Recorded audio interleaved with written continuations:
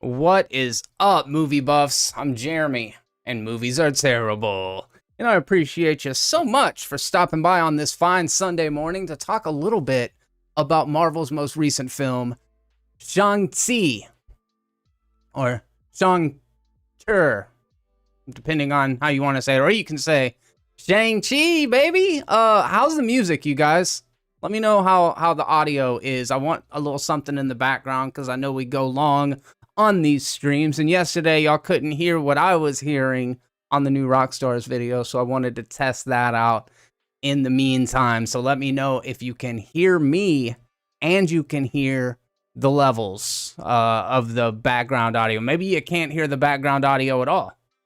That would also be a thing, possibly. Also, Chris M, Random Andy's channel, Jay Wolfie, DJ Alex R, Pixel Arts, Marcus Song, welcome to the conversation. I think I said what's up to Chris M, and our good friend Mark McKeever in the chat, finally getting a chance to talk about Shang-Chi, which he saw weeks ago, and I finally got around to seeing last night. Wish I could stick around, haven't seen it yet, but I know y'all will have fun. But I gotta run for now, yeah. People didn't know that they were coming for freestyles, but it's wild. Why music? Because there is more to life than just movies, Andrew. And that's what I'm here to bring.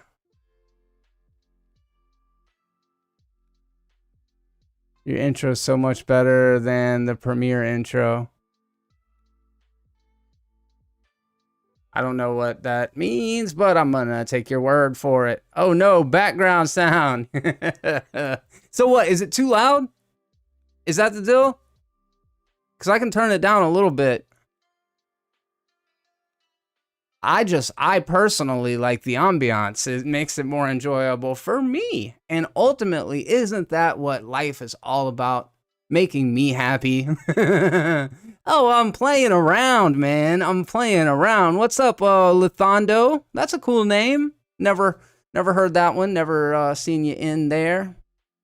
Welcome, M Bedros 321. Hey, Jeremy, this is my first time joining a live in like a year. I'm happy to be here. Yeah, I'm happy to have you here. Thank you for stopping by to check this out. I'm very excited to talk about this movie, you guys. But before I do get started, oh, thank you. I'm glad to hear that. Oh, hell. Before I do get started, I want to let everyone know I'm talking to you as if you've seen the film. This is a community discussion, so I can hear from you and you get to hear from me, but we're going to be talking about it from beginning to end. So if you don't want to have anything spoiled, head out now. If you have seen the movie, or if you just don't care about spoilers, which, I mean, this isn't exactly, the Sixth Sense as far as spoilers go, then welcome to the conversation. And I don't mean that to be derogatory to the movie. I just mean there's not a big twist or a revelation that's going to change the fundamental viewing that you have while you watch this film. So luckily, I went to Reddit before I started, and I found that they have a r/Marvel Studios spoilers, great little subreddit, and one of the posts from 17 days ago was a complete plot leak. And I was reading over it. I didn't get all the way through it, but it looks to be pretty on point, but we're just going to kind of talk about it from the beginning all the way to the end. Kyle Hunter, what's up, man? Says he can't hear the music in the back. Colby Sullivan, hope you're having a fine morning this morning. DC Big OSO, yeah. What's up? King of the Hills 34, man. Wanting to leave, but no, it takes Jeremy a while to get into it. Yeah, I'm waiting for you guys. What's up, old fat man? Fasting and fitness? Other than Iron Man, this is the best origin movie from Marvel I've seen. Oh, wow. That is a bold statement, my friend. And I think my wife may agree with you.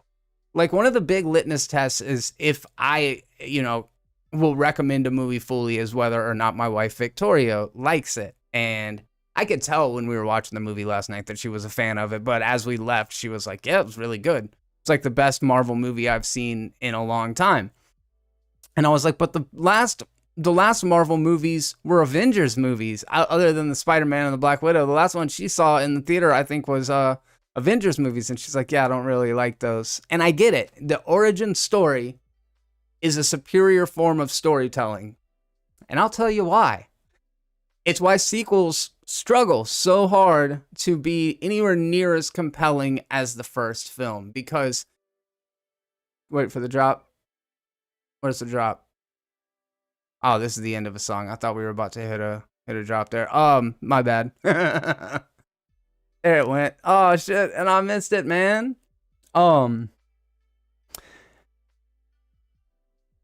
Good storytelling is about growth. It's about taking a character and putting them through a transformative experience, right?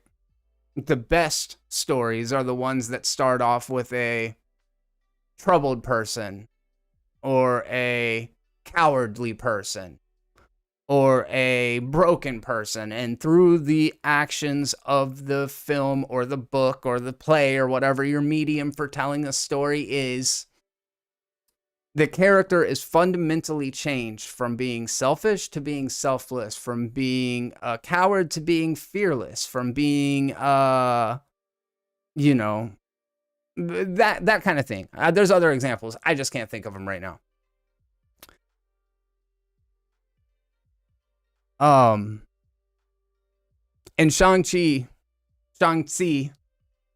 is a great example of taking a character who is kind of a 30-something person who lacks direction and hasn't really figured life out, hasn't really thought in terms of the bigger picture. There's a lot of pressure from his family and culturally for him to, rise and achieve these great things, but he's just like living his life. Him and Katie, played by Awkwafina.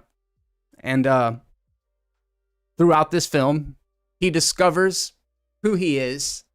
He discovers that he is both his mother and father. This is a big thing about legacy and about generations carrying forward tradition and, a lot of the themes you'd expect from a movie in general. So at the end of the movie, he is now realized, right? So then in the sequel, that whole element about growth is taken away from the whole story. So it loses a bit of the narrative potency, right? And that's for like action movies. That's like all movies. And then when you look at horror movies, and I've been talking about Candyman the past couple days, so I'm not going to get into this. I'm just going to make it very brief and say, with a film like Candyman, the original 1992 film, where Helen Lyle is pretty much unsure if she's being gaslit by a ghost or if there's actually a ghost out there. It spends so much of the movie building this suspense and tension of, is it real? Is this all a figment of Helen's imagination? The unknowable, right? The fear of the unknown. And then by the second one, that whole mystery aspect of it's gone. Now we know this urban legend, this mythical character that we were unsure about. Now we know, so there's no real way to recapture the thing that made it so special in the first place. And I think Shang-Chi works so well because it is an origin story. It is a true origin story. And I actually think that's why I prefer Batman Begins to The Dark Knight, a true origin story. We see him overcome this adversity from being this scared child orphan to all of a sudden this empowered mythic figure that is Batman. And we get similar stuff in Shang-Chi. I love that there's a scene in Shang-Chi dedicated to like saying his name the right way, because I'm sure they've heard a lot of people saying it incorrectly. I think it's really funny the way that works. So I'm gonna, before I jump into the actual review, we're gonna go through some of y'all's comments real quick. I don't even see him showing up there. Let's see.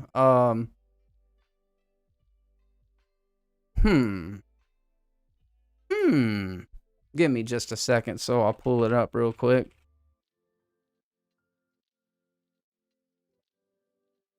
Need to turn that up. I gotta pull up my chat real quick, my bad. And for those of you with very sharp ears, yes, this is mostly Japanese music played on the koto. but it's lo-fi hip-hop mixed with Asian music, so I was like, it's close enough. Yeah, man, let's see here.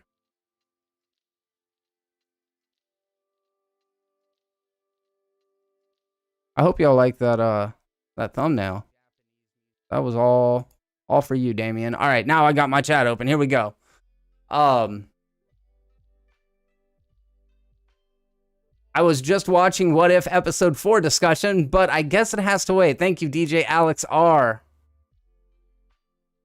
Oh, Andy, I misunderstood. I'm so sorry.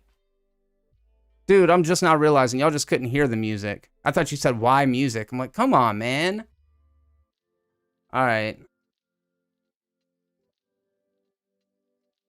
That's probably too loud now. Right?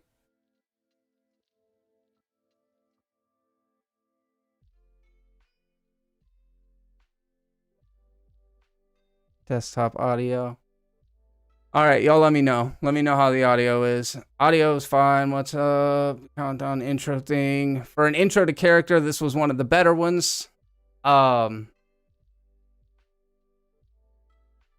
of the Hills 34. How did everyone say this was top 5 MCU? It was good, but geez, people, chill. That's something we'll dive into after just a little bit, because I'm very curious about what your thoughts are. Jeremy Harbin says a 7, probably because those people saw it weeks before and wanted to hype it up, says Jay Wolfie. There's definitely that. Thomas Gonzalez, what's up, man? I love martial arts films, so I'm sure I'll love it. It's very good.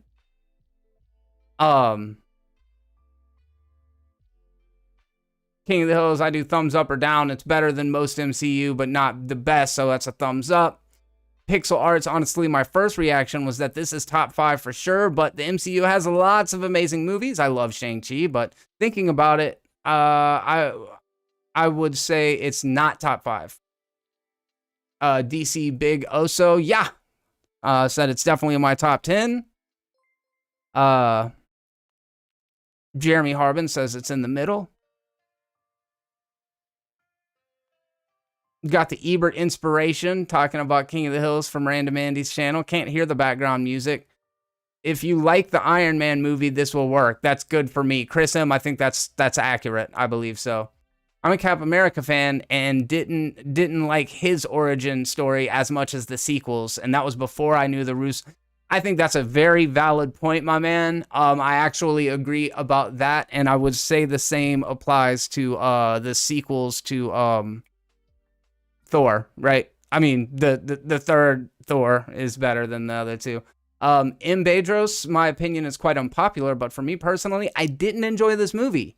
It was okay at most for me. That's totally fair. DJ Alex R, I felt Katie was a bit forced just for comedy. Hey, Patrick Stewart in the chat. What's up, dude?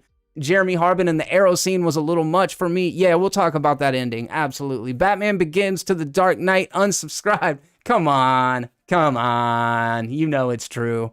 Let's see. Katie scenes felt forced at times, but fit really well at others. I very much enjoyed Katie in this. DJ Alex R, I mean, the dragon thing was supposed to be borderline unstoppable, and she stunned it with an arrow. Yeah. Patrick Stewart, thank you very much for the fist bump and the $2.99 super chat, my man. We are starting things off right. I really do appreciate that. The super chats go a long ways. They help keep the channel chugging along, slow but steady. But the fact that you guys are here being a part of this conversation, it means a lot. I'm so happy that you've decided to take a little bit of time out of your week to discuss movies. DJ Alex R, I think Holden has discussed this situation where people are biased towards the last film they saw, so maybe people are just saying it's top 5 for that reason. Yeah, it's called recency bias. It's definitely a thing where you're emotionally elevated from the thing that happened the closest to you. Recency bias. Yeah, that's the term. And it happens to all of us. You're just like, oh wow, I feel some type of way off of this thing, so it's the best. I just got out of this movie and it's my favorite. This movie is a perfect 10. Yeah, the last movie was a perfect 10. I see it's got its problems now, but this movie's definitely a perfect 10. And then you look at it like a week from now and you feel a little different about it because we are emotional beings. We want to act like there's some objectivity or like movies are either good or bad, but they're so deeply informed by our own personal experiences and what we bring to the table, whether it be what we ate that day, who we're sitting next to in the theater. Oh man, I got a story about that. Oh man, I got a story about that. All right, I'm gonna go ahead and tell you all the story. Yeah, Colby, I agree. The top 5 MCU movies has like 10 movies in it, though. That's a really good point. Um, so I always romanticize the theater going experience. There's nothing like going to see a packed movie in the theater with an enthusiastic crowd. Like, man, you can watch movies on your home entertainment center, on your 65, your 75, your 100-inch TV, but it just ain't the same as that collective shared experience. Well, last night I walk into the theater. We got there a minute early, as we normally do, because I like to be able to settle in first. And the people sitting right next to us, like, I'm sitting right next to this dude and this girl. The girl was at the end, so we're like third and fourth chair in. And they got their feet up on the seats. Like, hey, if you know it's going to be dead in there, whatever, put your feet up. I don't give a shit. It's not a big deal. I've put my feet up sometimes, especially if I'm in an empty theater and nobody's going to see that my feet were previously on their headrest. But if you're at a Marvel movie on a Saturday night, you know the motherfucker's about to fill up. You know that there's not going to be an empty seat left in the house. So when I come walking in and I see this couple and both of them got their feet propped up on the chairs in front of them, I'm just thinking like, man, when the people who own these chairs get here, they're going to either have to ask you to take your feet down or they're going to know that you had your fucking feet where their head's supposed to be. And that shit would piss me off if I were those people. So when they come in, the dude takes his seat in front of the clown sitting next to me, and homeboy doesn't take his feet down immediately. I look over at him like, are you fucking kidding me? Is this about to happen right now? This is the way that this movie's gonna pop off? Oh, fuck, this is getting intense. And I whip over and I look at him like a Muppet. You know what I'm talking about? That real fast Kermit head turn. What the fuck? And he, I guess, realized at that moment, maybe he was just like, his response time is slower than mine. Maybe he realized the dude sat down and it's just like takes a minute from his fucking fat head to get to his feet. You know what I mean? So maybe that's what it was. As the movie's playing though, dude, this fucking guy, he's coughing and sneezing. And I leaned over to Victoria and I said, this guy is about to make me sick. Like literally, not like I'm going to be nauseous. Like this dude is about to be the reason why I get sick. Fuck this guy. Coughing, and it's like, I get it, dude. Everybody coughs sometimes. It's fine. But then, like, dude, he starts, like, stretching in the movie like this, and all I could smell was his armpits. I'm like, this fucking mouth breather doesn't even realize. And he's one of those people that hogged both of the armrests. He had both his fucking arms in the armrest. And so I'm, like, kind of, like, scrunched over like this. But then, because I'm a dude, I've got a bit of, like, testosterone in me. I'm like, fuck this. I'm opening up. So I did the exact same shit he did. I postured myself the same way. Now our arms are touching each other because we're both sharing the same armrest. And I started gently caressing his arm with my arm. Softly over his arm, trying to make him uncomfortable. And I think he thinks we have a thing now. You know what I mean? Like, I thought by doing that, he would get the fucking hint. But, like, I think he thought we were sharing some sort of, like, a moment, like a sexual thing. And not my intention. Anyways, all that said, and then, like, when some kind of funny shit would happen, he would be the guy, like, I'm like, bro, it's not that fucking funny. I hated it. I hated it, dude. Oh, it made me so angry. It made me so fucking angry. But despite that, I still really enjoyed the movie. It wasn't like the whole entire time, but it was like substantial enough that I was like, oh my God, dude. Oh my God.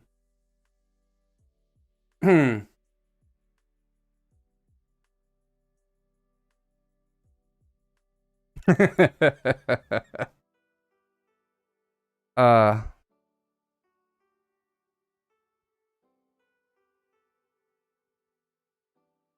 Yeah, Colby, that it only happens to me sometimes. And I have no disrespect to people that put their feet up. I get it. Most of the time I have very positive theater going experience. Was not one of them. But anyways, so Shang-Chi, let's get back into it, man.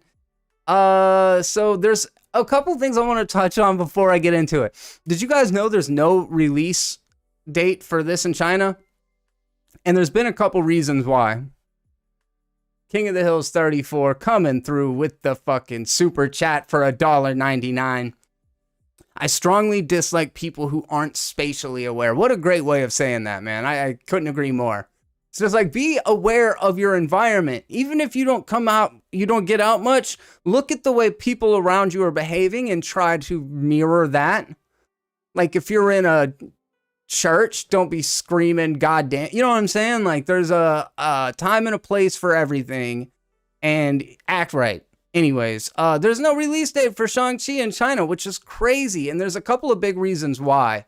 And one of the main reasons why is a character by the name of Fu Manchu, which I was not aware of until I started doing a little bit of research on this movie by watching New Rockstars videos. That's what I did last night when I got home. I watched 36 hours of New Rockstars, man, and I'm so fucking smart now. No, I'm just kidding. I actually just went on the internet and started doing some reading and some research about it and was like, oh God, this Fu Manchu character, he sounds really bad. His origins date back to the 1913s, and then he was purchased by Marvel, but he's a very bad racial stereotype. And that opens up a whole other interesting question or discussion about representation, which we'll probably come back around to later on in the conversation. Granted, I'm probably not the person that needs to be spending the most time on conversations like that, but I do think it's worthy of a bit of discussing, especially considering the significance of Shang-Chi in the greater MCU. Shang-Chi, I did it again. Shang-Chi.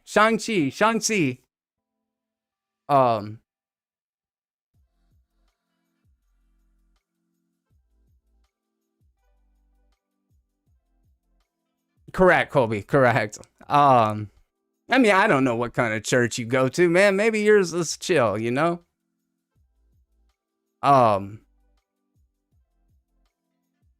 So yeah, one of the big problems with China was about Fu Manchu and his racial origins. And then also there's been a bit of critiquing in China of like, hey, why do all Western representations or interpretations of Eastern culture have these certain stereotypes in them, which is fair. And I think that's, I mentioned it yesterday, but when you're the only Asian Marvel movie, people look at the movie and they say, wow, they portrayed Asians in this way, right? Oh my God, this is a bad representation of Asian culture. Where if you put like in Daredevil, nobody's like, oh man, Daredevil is just a really bad misrepresentation of white culture, right? Well, for one thing, because we whites don't have a culture. It's not true, but you get what I'm saying. It's like nobody ever questions it because no white character has to represent us. Like we're represented. It's all good, right? So everybody's got this huge pressure on their shoulders, whether it be Black Panther or Captain Marvel or now Shang-Chi, where the whole thing is this character is meant to be for an entire group of people. So let's hope that we do it right because everybody on Twitter is going to be paying attention to this shit. And I think they did a really good job with Shang-Chi. They got rid of the worst elements from the comic books, and I really like what they ended up doing with the Mandarin. But anyways, the movie opens up with this really great scene of Shang-Chi's father, Wenwu.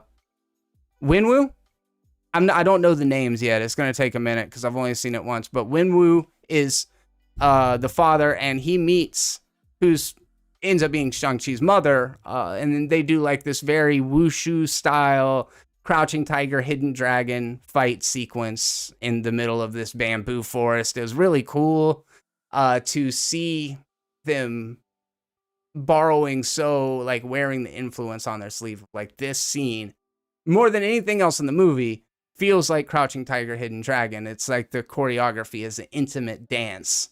And you can see the chemistry forming between them as they're like fighting and embracing each other and spinning around. And it was like, It's kind of like a romantic fight scene, kind of like making love. And they fell in love. And then some stuff happens. Let me pull up the notes here real quick. So they fall in love.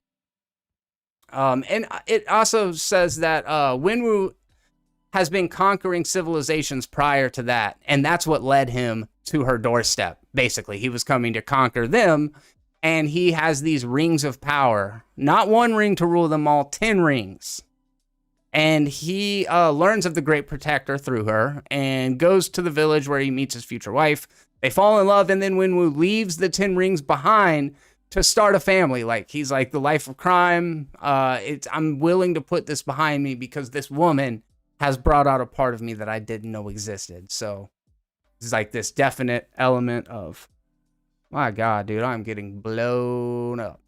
It's a little early for that, people. Yeah, he's like, I'm willing to put it all behind me.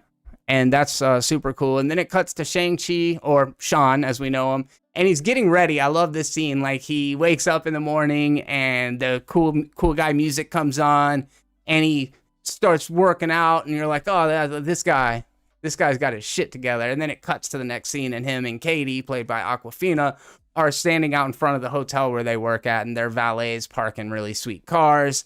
And we learn very early on that Katie is not your typical Asian stereotype, because Katie drives really good. And we know what people say about Asian people, that they can't drive, but in actuality, some of them can drive really well. And this is some mind-blowing shit, right? Bet you guys didn't know that some Asian people were not just stereotypes. And if you didn't, you might want to check your bias. The idea that all Asian people drive bad is just another hilarious example of how off touch a lot of stereotypes are. But anyway, so they get this dope ass car, they drive it around, and this shows us real early on. You set it up in the first act, it's got to come back around later on and pay off. So we are establishing that Katie drives fucking good. That's the whole thing. Yeah, they were dance fighting. I love that you call them Tolkien white guys, Toby. Fucking Tolkien white guys.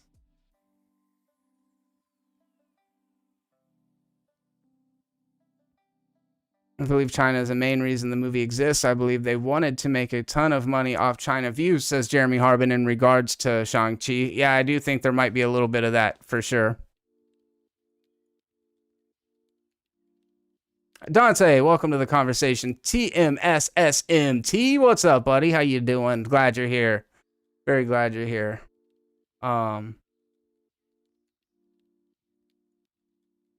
Many women are competent drivers. Oh, Jeremy, you've never heard that stereotype before? Man, I got bags of them. I grew up in a very, we'll say, rural area where there were rednecks abound, and I kind of grew up one. And you know how you can tell? Because when you see me, I ain't got no shoes on, y'all. That's what's happening. Colby met me the other day in person. I'm like, what's up, dude? I don't wear shoes. Anyways, what am I talking about? Not wearing shoes. Cool. Cool story, bro.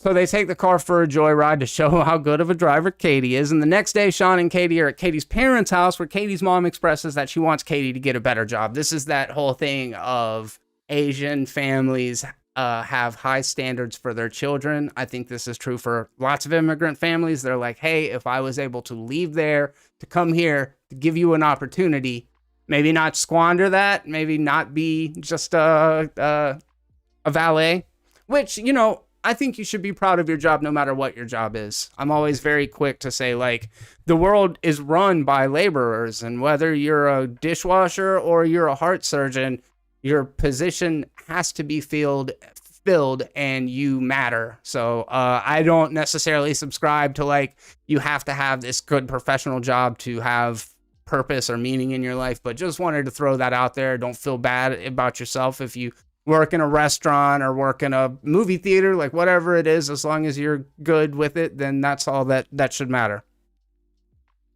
Oh, thanks, Jay Wolfie. I'm glad you said that.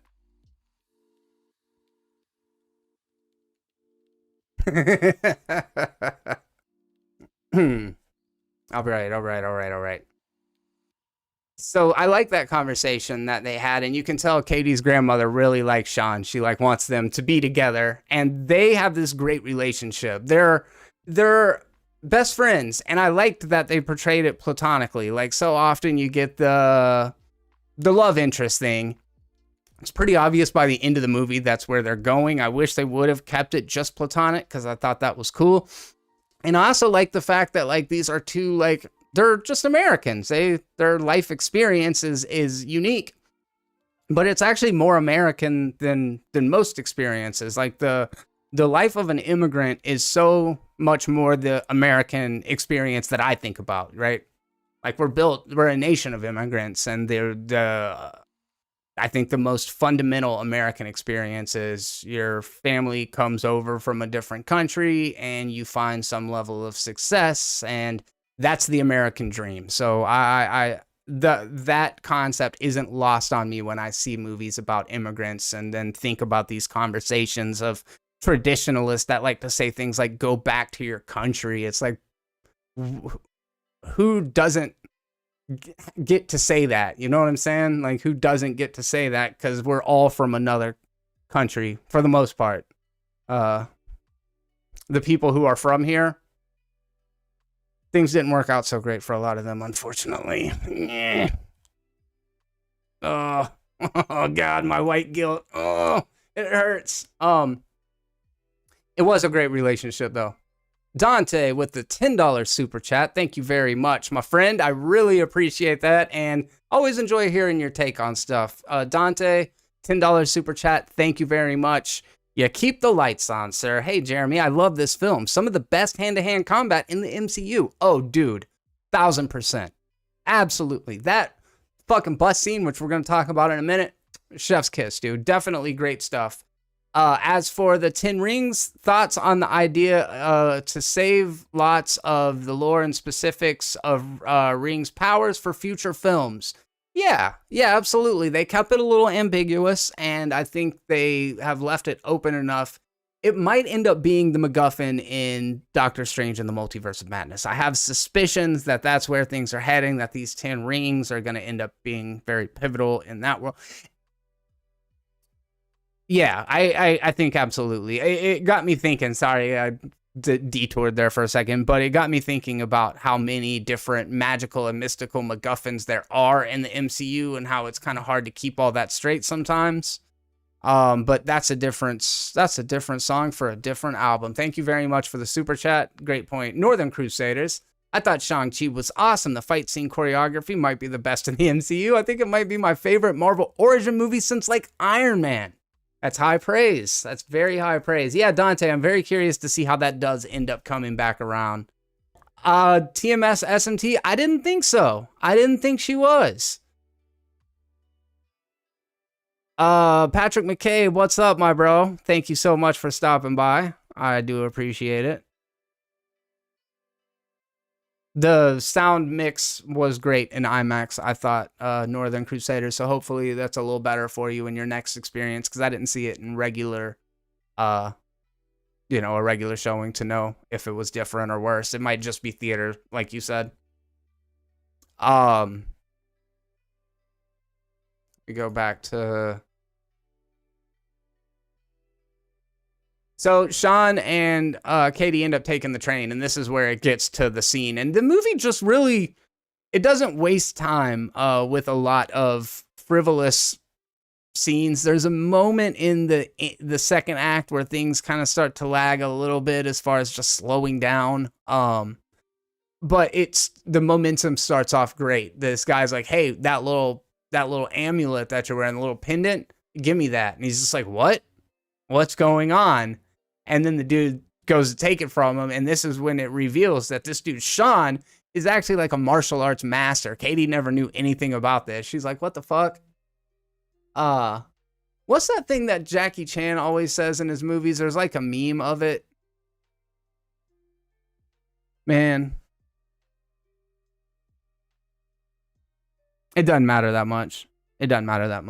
But yeah, Shang-Chi the character is kind of like Marvel's Bruce Lee, I think. And if you look at some iterations of the character, he actually looks a lot like Liu Kang, which I think is also based on Bruce Lee. So like the very common archetype, aka maybe stereotype, depending on how you're looking at it, of this martial arts master.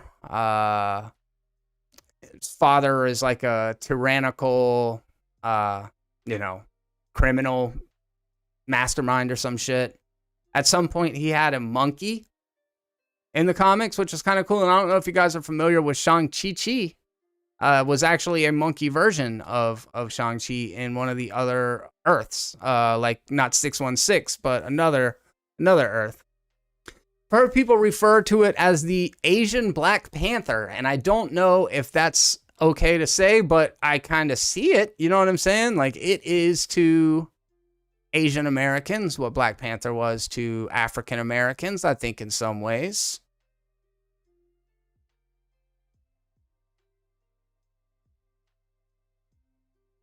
Let's see.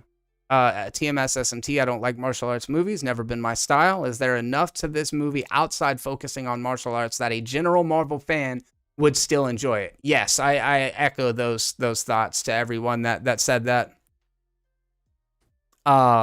Thanks a lot, Colby. Appreciate that. Random Andy's channel, thank you very much, man. Talk to you soon. Have a good day up there. Him and Gator Loki need to team up. Yes, they do. Yes, they do. You know, it's interesting, like, Black culture dominates culture so much that the soundtrack for Shang-Chi was predominantly hip-hop, and I kind of love that. Like I just said about, like, the American experience. Like, I'm sure a lot of people can kind of relate to that kind of similar struggle of feeling otherized in a society or a culture that defaults to whiteness. You know what I mean? Like I was mentioning earlier, like nobody calls The Bourne Identity like a white movie. It's just a fucking movie. You know what I mean? And I think that's something that a lot of times we take for granted. It's like, oh my God, why are you trying to shove your agenda down my fucking throat? And it's like, well, it's never been an issue for us. Like, yeah, it does sound like it's coming out of nowhere because we've never had to fucking worry about it. Not once, dude. Did you know back in the day they didn't consider Irish people to be white? Did you know back in the day Italians were not considered to be white? Like, whiteness is this thing that is constantly, like, we're just trying to take in people that we used to completely isolate and otherize because we need the numbers. Anyways, so it was interesting, though, to see how much, like, Black culture just dominates culture in general. Kind of cool. Creating Beyond Limits. Went to see this with the wife last night, and we both loved it. We'll definitely watch again on Disney+. Man, love to hear it. Love to hear it.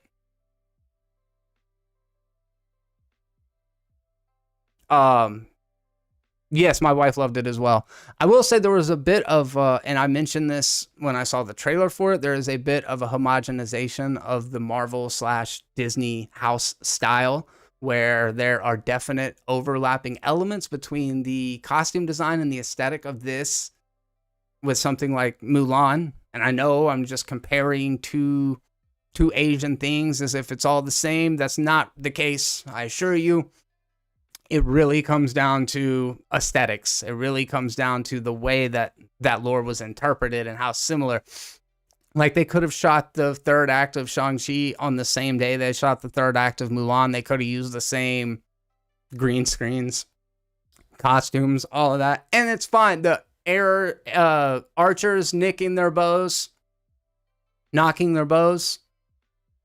Then all the arrows raining down. It's like there's just some iconography that is used time and time again. And I feel like because now Disney owns Marvel in the way that it does, they can sing A Whole New World, I believe is the one that they did in the middle of it. And you're like, yeah, we get it. We get it. You can sing A Whole New World without getting, fined and thrown in jail now. Good for you. Like, just don't do that. That would be even cooler. Watching from Ireland. Oh, man, I love to see that. I love to see that. Cheers, man.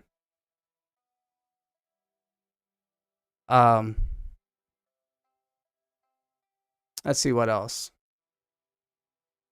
Yeah, it's just an interesting thing where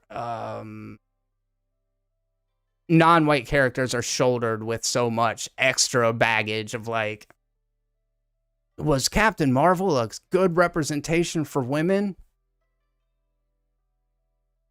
I do kind of think that, and I hate to like pit those movies against each other, but Shang-Chi was definitely one of my favorite MCU movies, period.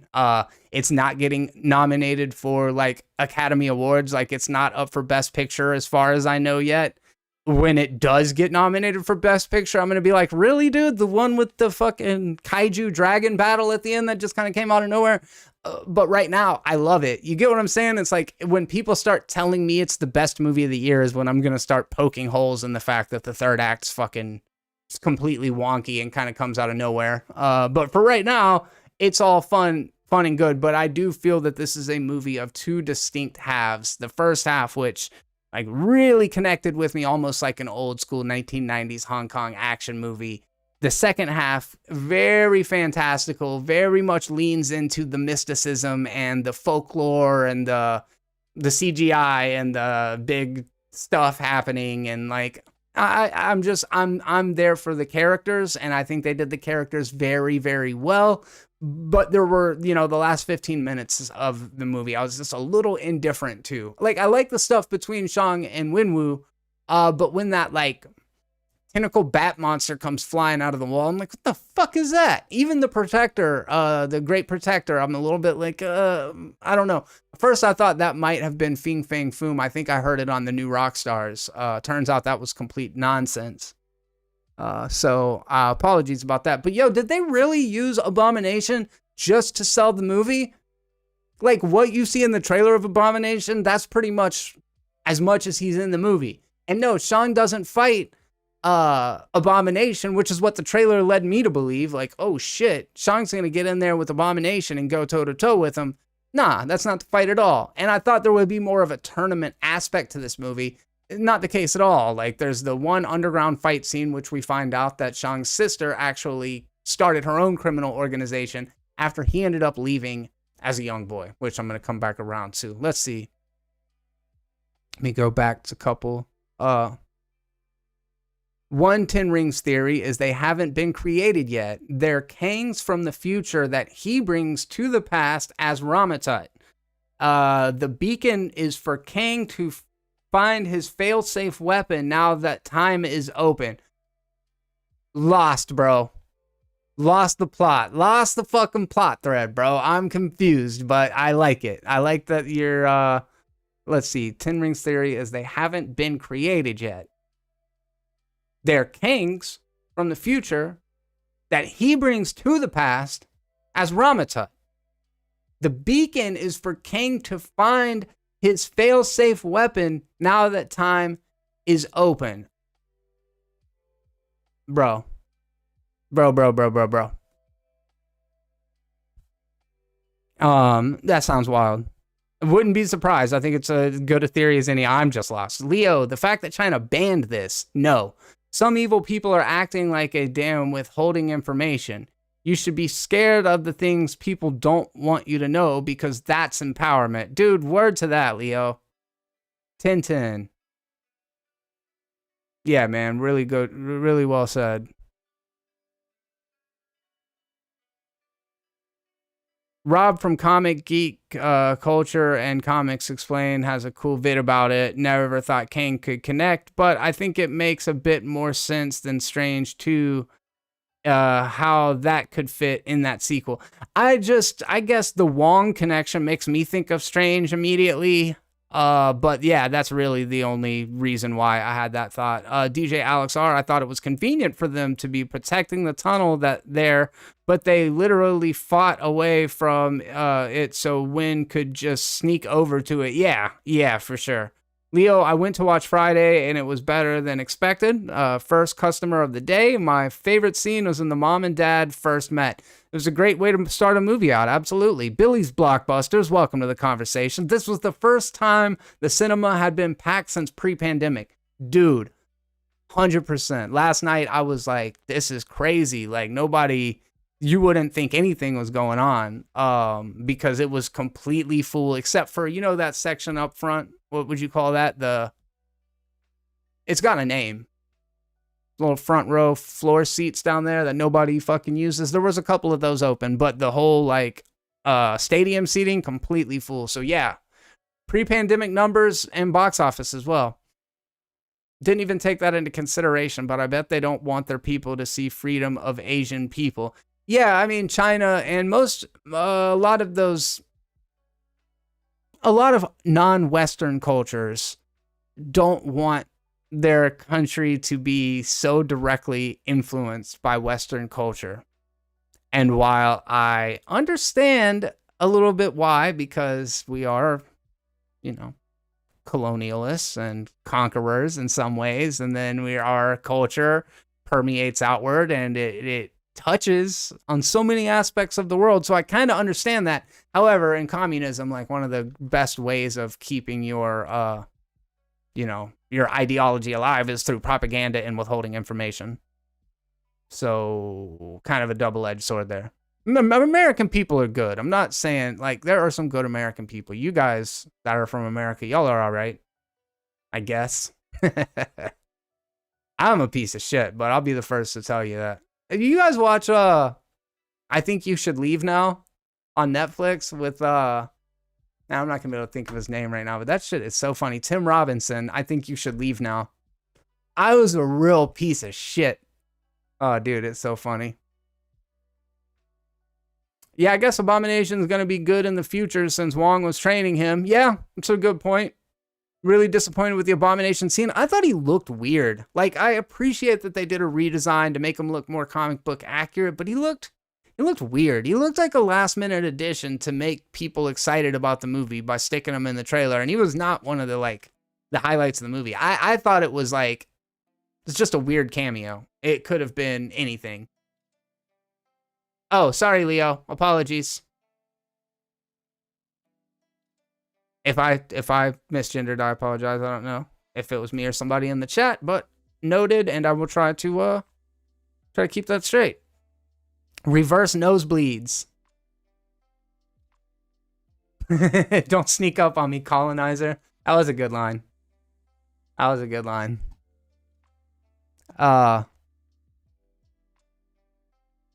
He did. There was just like I don't know, his look was a little bit weird. Mark McKeever. So with the MCU having an issue with the quality of their villains, where do you rate Tony Chihuahua's Mandarin? Dude, he was so badass. I loved that character in this. I love what they did with him. I love what they did with Trevor, whatever,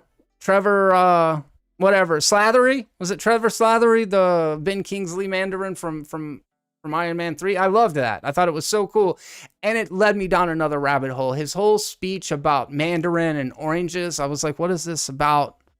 Mandarin is more than an orange. Mandarin is the predominant language spoken in China. Like, Mandarin makes up for over 70% of what native Chinese speak, where Cantonese is only like just over 5%. And people are familiar with Cantonese. The thing is, Mandarin is not a Chinese word. It is not derived from a Chinese word. And in fact, in China, they refer to Mandarin as just common speak, like it's your average Chinese dialect.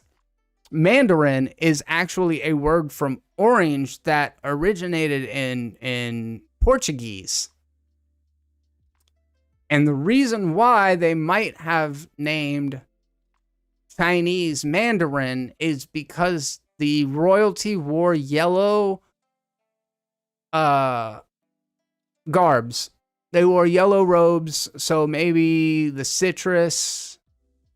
Anyways, a little language lesson for you. Mandarin is not a Chinese word and actually originated in Portuguese. So we say they speak Mandarin. They do not say they speak Mandarin. That's a little bit of a Eurocentric reading on things. And when you're like, don't tell me how to like talk and not talk. It's like, it's fine, but you're only speaking from your perspective. And we had the luxury of being able to like write history. So we say what history is, but other people have their very own history. Anyways, I feel like this keeps getting political, man, but it's hard not to address it. You know what I mean?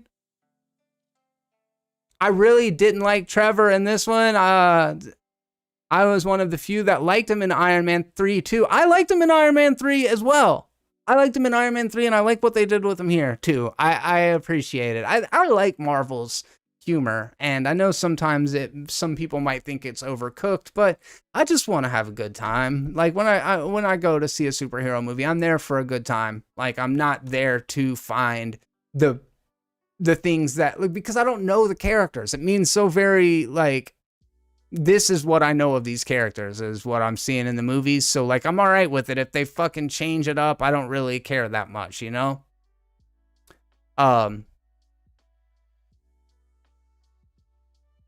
Yes, this was a great villain. Sorry, back to that question, Mark McKeever. This was a great villain. He was so, cool and collected. Like a great mob boss. Like, he's never gonna emotionally escalate. Like, he's cool as a fucking cucumber no matter the situation. Even when he's angry, he's not like the kind of person that's gonna yell. You know, the one line from the trailer, "You should be careful how you speak to me, boy." That was like the most aggressive that he ever sounded. And they actually cut that from the movie. So, like, he is just like baseline chill the way I wish I was. You know what I mean? Like, just fucking cool. So anyways, really liked him. Thought he was a great villain. He did have depth. He wasn't just a, you know, there is kind of like, I know it's China, not Japan, but kind of like the I'm a Yakuza crime boss kind of thing, you know, similar to like Wolverine or something. But like, I think they did it very well. And the actor himself did a phenomenal job pulling this off. I would say that he's one of my favorite MCU villains. I would say easily top. I mean, like, Killmonger's better. Thanos is better. Michael Keaton's Vulture is better. That might be it. I don't know. I might be overlooking some, but I think he was great. I think he was one of my favorite villains in the MCU.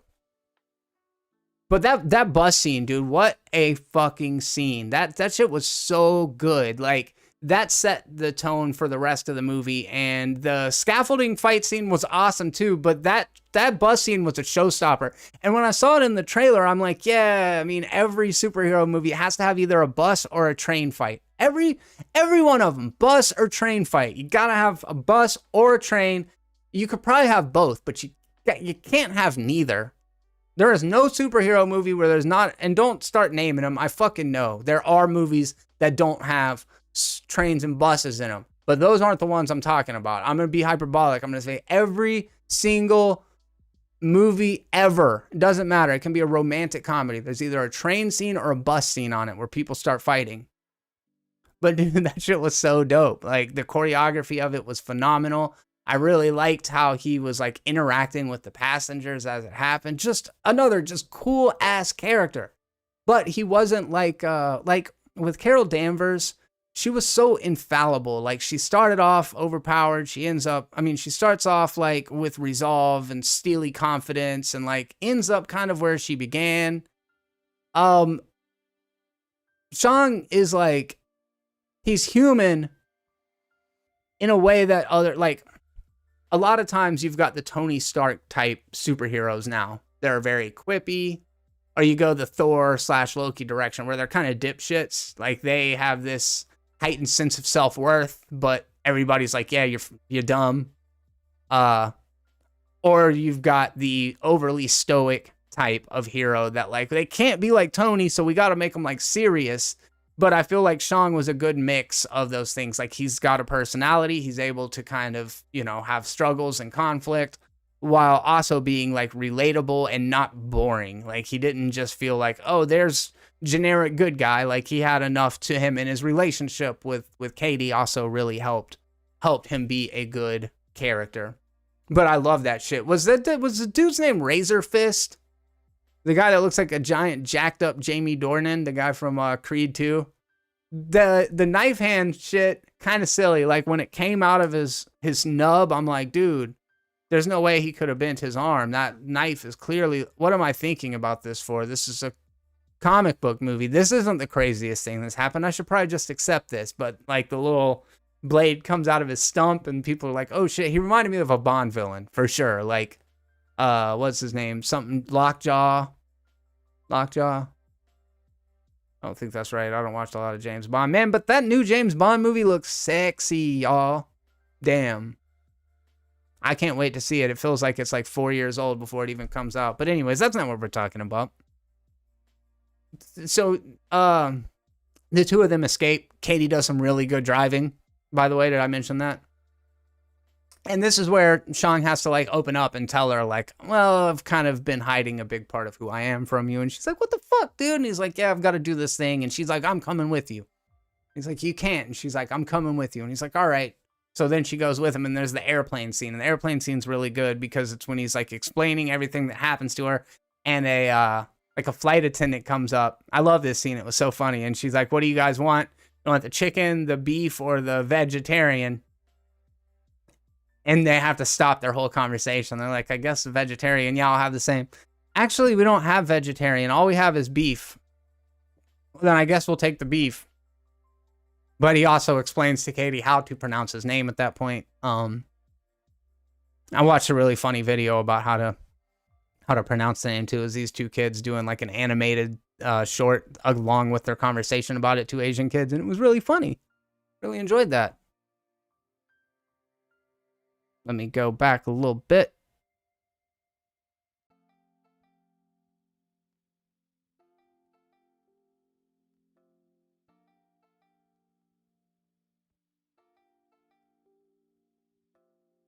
Sorry, I'm going back a little bit.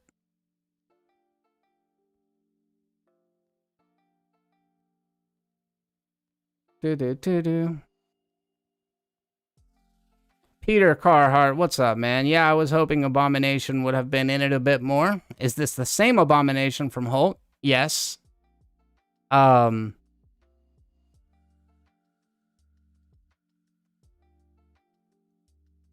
Experiment. They claim that he looks different because the effects of the experiment have developed. Dante, when Wenwu probably the best, is Wenwu probably the best, most complicated antagonist next to Loki and Thanos? The layers of this century-old conqueror, father, and husband being taken advantage of by demons. Chef's kiss, so sad. The getting taken advantage of by demons thing was maybe a little too, maybe one step too far for me. But hey, you know, different strokes, right? Jeremy Harbin, yeah, he wasn't just an evil person or a character. He actually had depth to him and was just a loving husband wanting to be with his love again, who also murdered thousands of people. He was a conqueror prior to that, went around and just destroyed other dynasties and other cultures around him before that. And then he was like, all right, now I'm going to be good. But there's a lot of stories about redemption in the MCU, and that's great. That does make these characters more complex and more nuanced. So I did appreciate that. And you do say he wasn't just an evil person. So you spared yourself there. He wasn't just an evil person.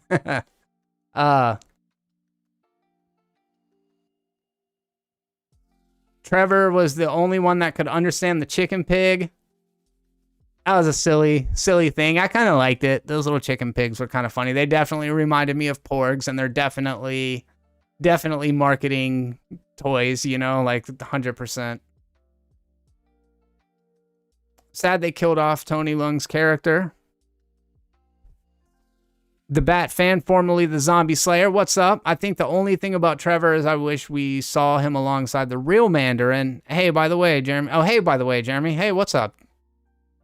I haven't seen No Way Home, The Eternals, and still haven't seen the Shang-Chi trailer, but I love being surprised not knowing anything about this movie, and I'm excited to do it again at Eternals. Hell yeah.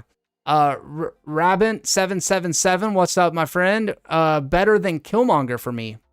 Bold statement. I respect it. Mark McKeever, so there's some confusion as to why Bruce is human. Bruce's human form with a sling. Explanation in the upcoming She-Hulk okay. Let me try. I understand now. So there's some confusion as to why Bruce is in human form with a sling. Bruce Banner. I was thinking Bruce Wayne. What the fuck? Explanation in the upcoming She-Hulk Disney Plus show. Yeah, I figured he was in the sling because of the snap, but that was a little different of a thing. He didn't look like his hand was burned up or anything. I'm definitely curious about that. That definitely caught my eye. And this takes place during the snap, right? it happened during the snap, but like a lot of the stuff wasn't really addressed or touched on. I didn't really see or feel any of the effects of that. Maybe the fact that they, like, a lot more people didn't die in the bus chase because there was less people on the roads. I don't know. I didn't really pick up on a lot of that. It's fine. Just something I noticed. Not a big deal. So get off my fucking case, dude. Not a big deal. I don't want any trouble. All right? I like the movie. Give me some slack, bro. All right? Everything about this movie is perfect. All right? Fine. Fine. It's a perfect fucking movie. You're right, bro. That was a bit, you guys. The Bat fan. Kingpin from Netflix Daredevil is my favorite Marvel villain. I think that's semantics. I actually think it's a great pick as well. I didn't consider him when I was going through the MCU villains, but yes. Vanessa. Vanessa.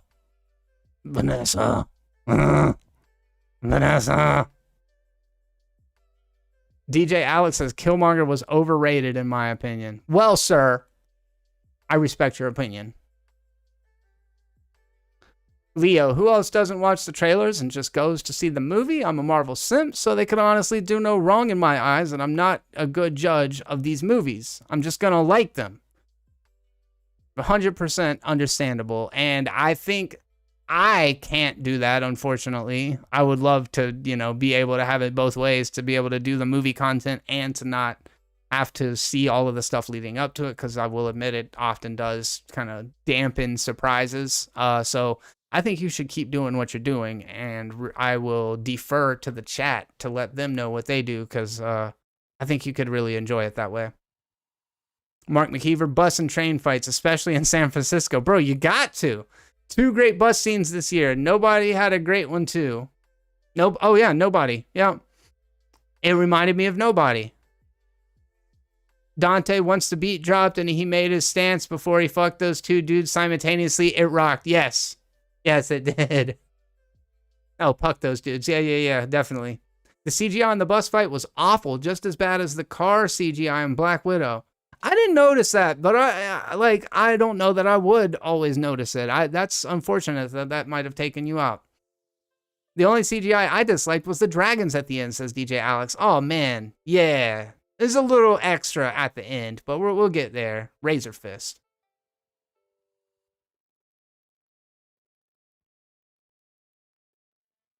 Oh, the movie's post-Endgame. Cody Bassett, thank you. Coming through clutch.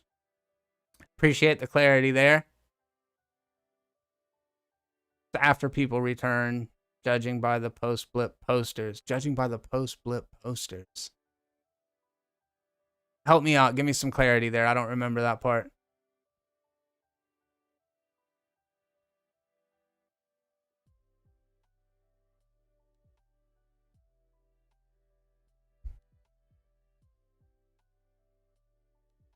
You noticed that the Mandarin's villains looked like the samurai stormtroopers? There's a little bit of Star Wars-y stuff in here, because Disney owns that too. Don't know if you knew that, but Disney owns everything.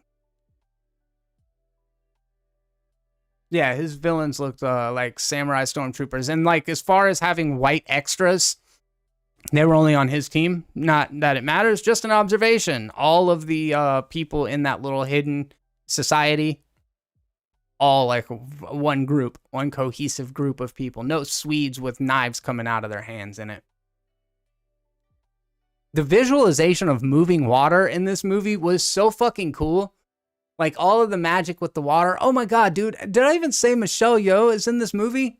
Michelle Yeoh is amazing, dude. She plays the aunt in this film, and it's just so nice to see her and stuff. She was in the original Crouching Tiger, Hidden Dragon. She's been in so many things, and she is an iconic Chinese actor, and just so great to see her be a part of this project, because, like, she's just unsung hero, dude. She's so great. She's so fucking good. And I loved, like, all of the, like, I guess it's probably like Avatar, which I haven't seen, but almost like water bending or like leaf bending, wind bending, winding. I don't know what you would call it. But like when they would like do their stance and all of the leaves would start circling around them, it was super cool. And when the water like explodes from both of those different walls and it turns into the map on the floor where it's like raised up like one of those metal pin things where you put your hand into it and it makes the impression of your hand on the other side. You know what I'm talking about?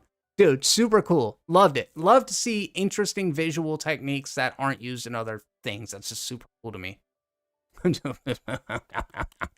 Disney doesn't own me yet.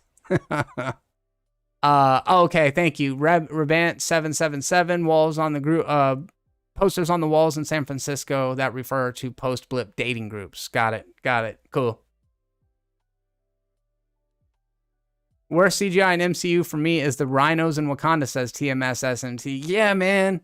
I didn't like the rhinos at the end in Black Panther either, but the big lion things at the end of this movie didn't really bother me. But then the Great Protector and the big bat thing kind of did bother me. So, like, I think it just context makes a big difference, and the way that it's received by the public is always going to also inform the way that I react to it. Hate to say it that I'm a reactionary, but sometimes I'm just like, dude, are you guys serious? Did you not see and then people are like, you're a hater. You need to watch more New Rock Stars. Dude, then you would know. Hater. Airbending. Yeah. Jay Wolfie, Star Wars Visions. I've heard about it. I definitely wouldn't mind checking it out.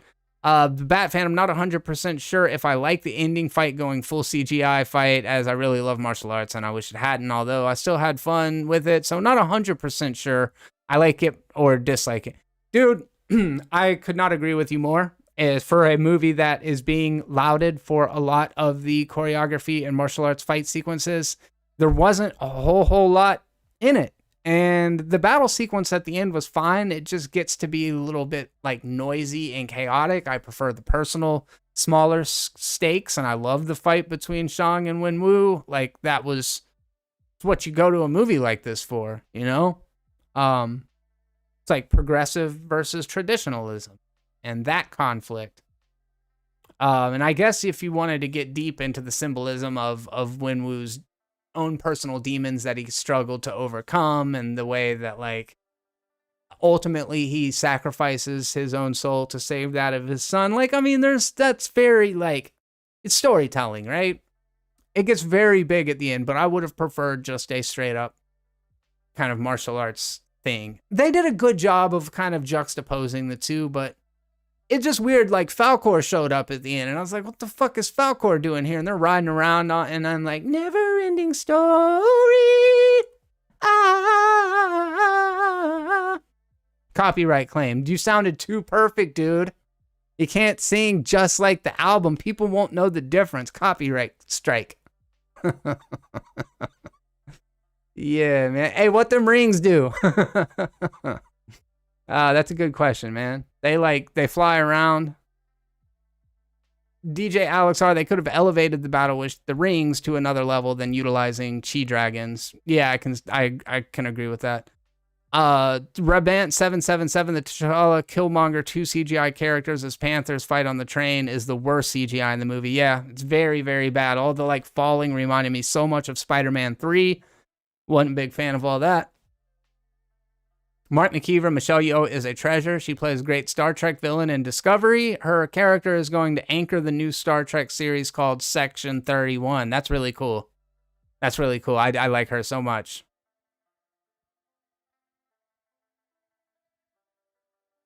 Yeah, definitely. And I do like the last act of his life was saving his life. I loved the bus fight and liked everything else, like the scaffolding fight, but the movie's uniqueness was taken away. Yeah, it just kind of falls into the trap. But I have a feeling that a lot of you guys and girls are here because you have an appreciation for film as a art form.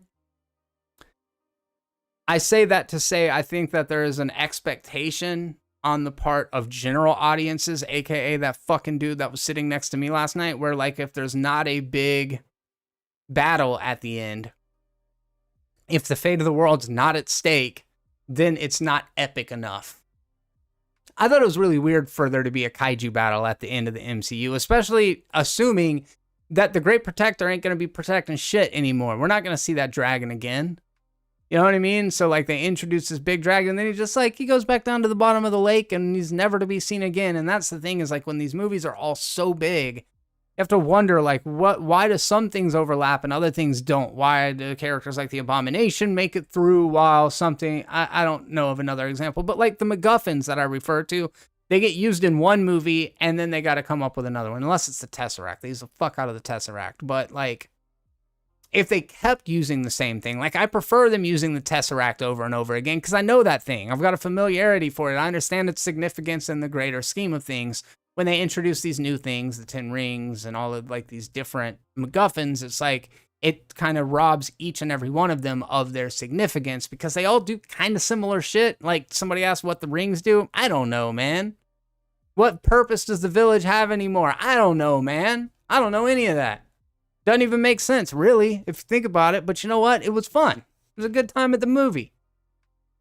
Oh, martial arts film freak, join in the chat, coming through with some knowledge. The Great Protector is only there to defend that gate. Well, that makes sense. I was kind of thinking that maybe he's like connected to that little area, that little hidden world that is not Wakanda or not Themyscira, but some other little hidden society that like you can't just like get to. You know what I mean? What did you think about it, Tristan?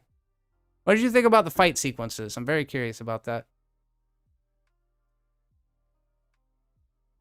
Yeah, I can't wait, Jay Wolfie. I'm gonna post a message on Chance Encounters or whatever, that little you know what I'm talking about? Lost Encounters. Hold up, I'll be right back.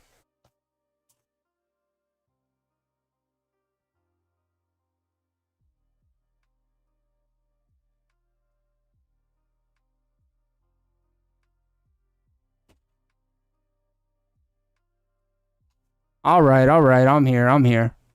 I had to go check my chili, man. And it was good.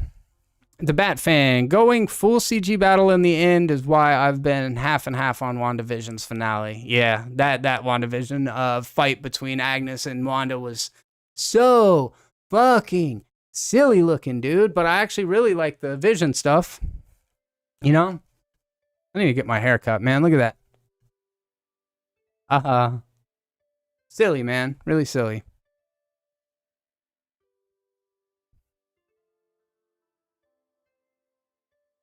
But at least in WandaVision, it was characters, not dragons. I think that's fair. Rabant777, Wenwu allows himself to die because he realizes that his wife lives on in his son, and he has prepared his son to defeat his family's enemies. Yeah, I think that's a good point. Matt will quite like this movie, maybe until the ending fight. Yeah, there was the line in it where the woman, the elderly woman, says, if you aim at nothing, you hit nothing. And I was like, yeah, that's the scene where Matt screams and jumps up out of his seat. Ah! Ah! Back on Jim! Ah! Yeah, man. No, he definitely will like it. He definitely will like it. I'm a mark for this shit, dude. Like, I've always been just a huge weeb. Not really, but also like kind of more than I should have been. But like, I'm not like, it was different back then. I just happened to really like, Asian culture, the idea of Asian culture, my perception of Asian culture. Check out Martial Arts Film Freak's full review of the movie over at Martial Arts Film Freak on YouTube.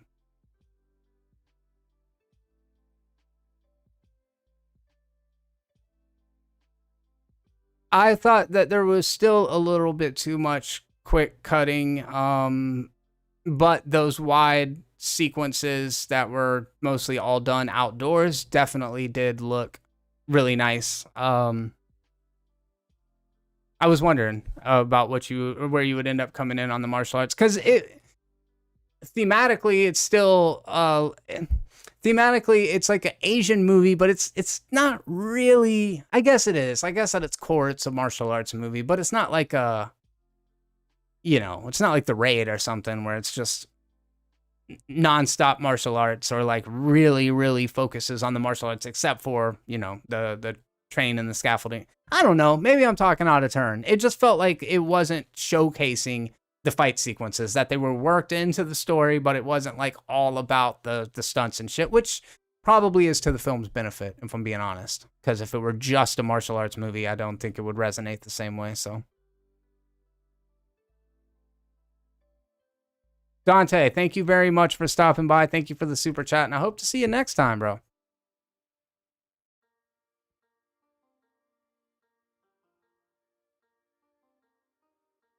I would think so, TMS SMT. If you've got a good home theater set up, I think you'll be good. Alex, my boy Alex from Momentum Media watched fucking Suicide Squad on his phone, bro. I was like, are you crazy? Did you do that? The fight with the light up billboard in the background was awesome. Yeah. There were some good ones, for sure. For sure. All right, where am I at in the story? So we end up realizing that Xiling, Xiling, his sister, runs an underground fight club. Pretty cool. Like her whole thing, which comes back around in the final credit scene, which I was just like, okay, all right. Why did she go bad again? Like, she ends up taking over the 10 Rings organization. It's like, you just now had this growth thing happen. What? Okay, I guess they need to know that the 10 Rings organization still carries on even after Wenwu's gone. But it's like, okay. Turns out, though, that she didn't send the postcard. That is why Shang was going there in the first place, that it was all set up by the father, which leads to the escape, the fight sequences on the scaffolding. I didn't bring up this character that trained Shang. It's got a cool, almost like a, what do they call him, a bukkake mask? Sorry, world. I can't think of what they're called right now.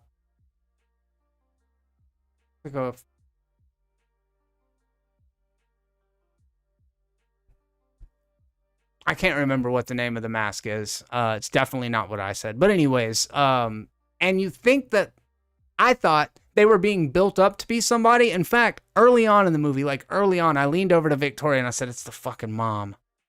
That character at the mask on's the mom. Oh, this sucks.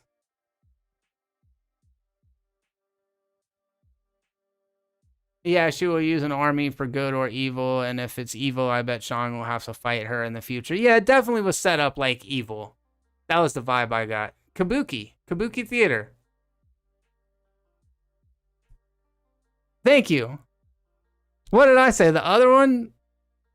Oh, shit, man. I was not too far off. Thank you for that. He looked like the guys in the last Zelda. Yeah. I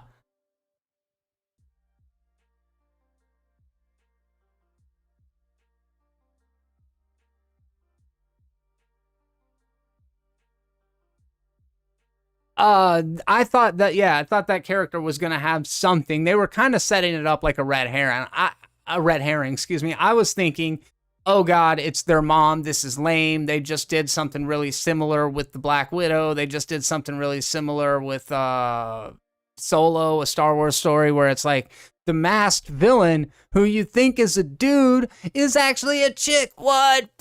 Heads explode, but they didn't do that.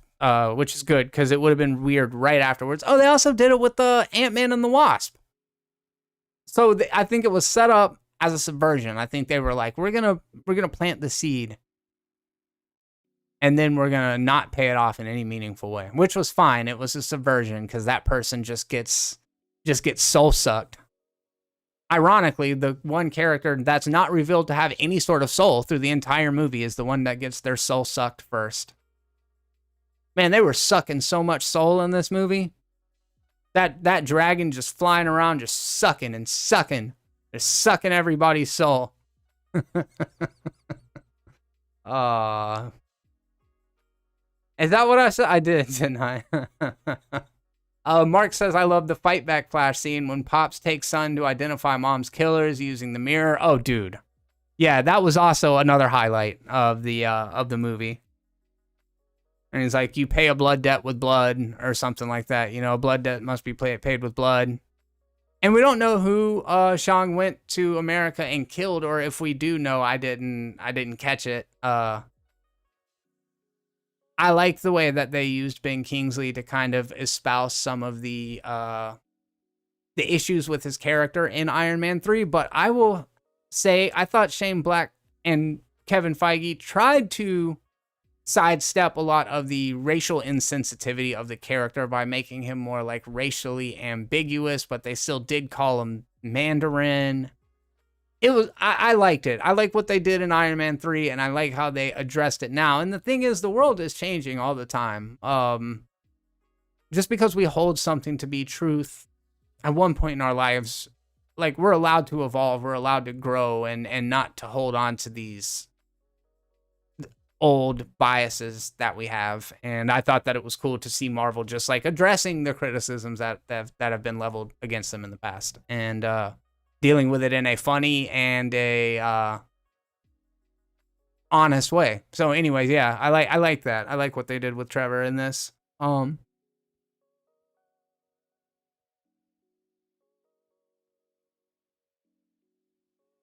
Let's see. So yeah, it ends up that Katie gets rescued by Shang's sister, but then they end up getting caught by Wenwu, the father, who brings them back to China. I love when they show up in Hong Kong. Hong Kong just seems like such an amazing city.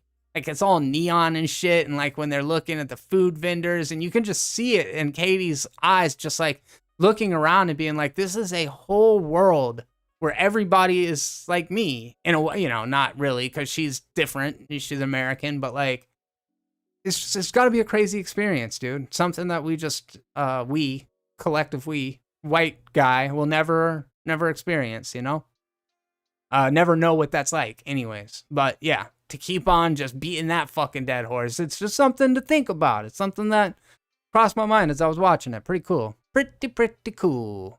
But yeah, Hong Kong looks fucking badass, dude. Loved it in Godzilla vs. Kong. Loved it in... What else did we see it in recently? I know that place in Falcon and Winter Soldier looked a lot like Hong Kong, but was not.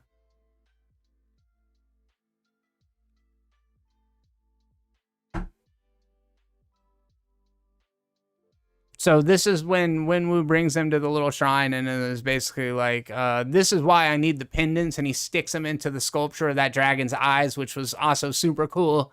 And then all the water thing happens, and it's just like some awe-inspiring shit, dude. But you know what I always think about these Marvel movies that's so stupid? Like, I'm tired of characters being like, well, I used to think this was crazy, but now I think anything's possible. It's like, dude, Thanos destroyed half of the Earth. What about this is fantastical? Half of existence was snapped out in a flash, but for some reason you find this small scale mysticism to be far out. You know what I'm saying, though? It's like, I'm trying to think of an example of it. Like, I used to think a guy flying in a metal suit was crazy.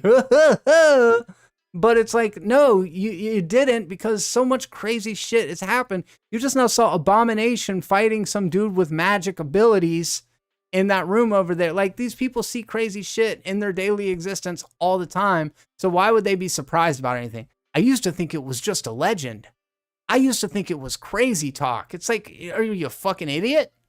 Is that what's happening here? You're just dumb? You just don't process information? Cool.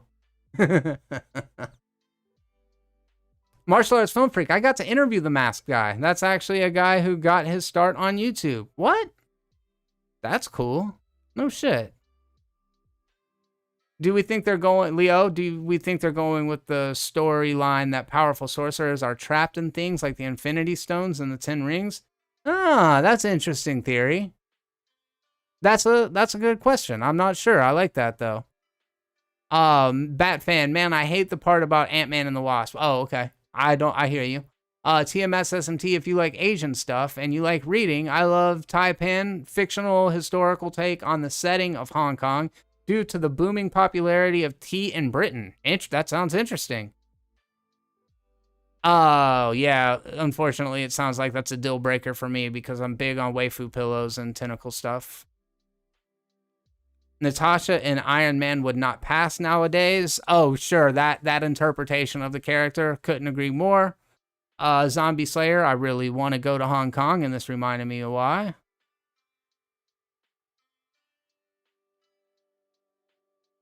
I am not Jewish, no. There was a poster of Madripoor. That's the place I was thinking of, and it was in the underground fighting place. What did I say, schmuck? Is that why? Or shtick? I got a bit of that on me. I got lots of influences from people I've hung out over the years. People I've hung out with over the years.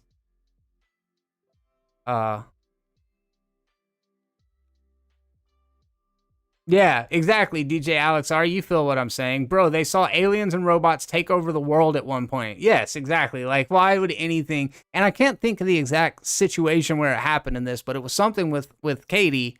And I was just like, that rings very false to me because these people just... I don't know.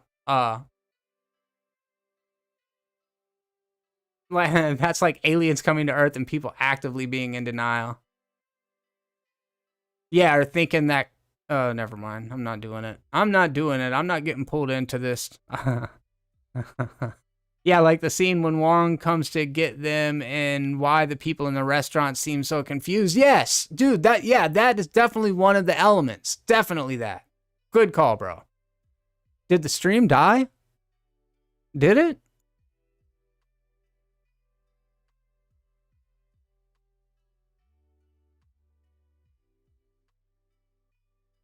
Is the stream dead?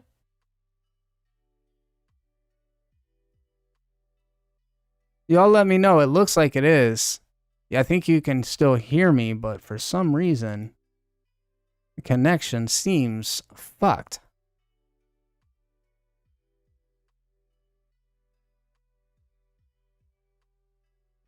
Does anybody hear me?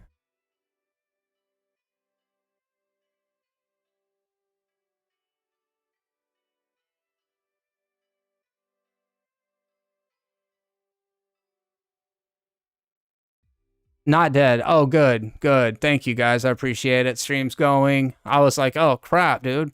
Because when I'm looking at where my playback's supposed to be, it's completely just spinning like the wheel and it's frozen. So, well, great.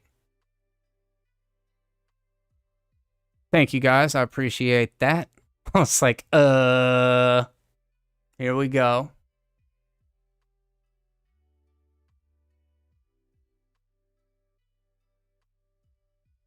Yeah, when they get to the prison and they hear that like really creepy noise at first, they're like, what is that? I was like, is that Abomination in there? But he's practicing some monologue, and it's revealed that the Ten Rings took him out of federal prison and were going to kill him until the men took a liking to his performances.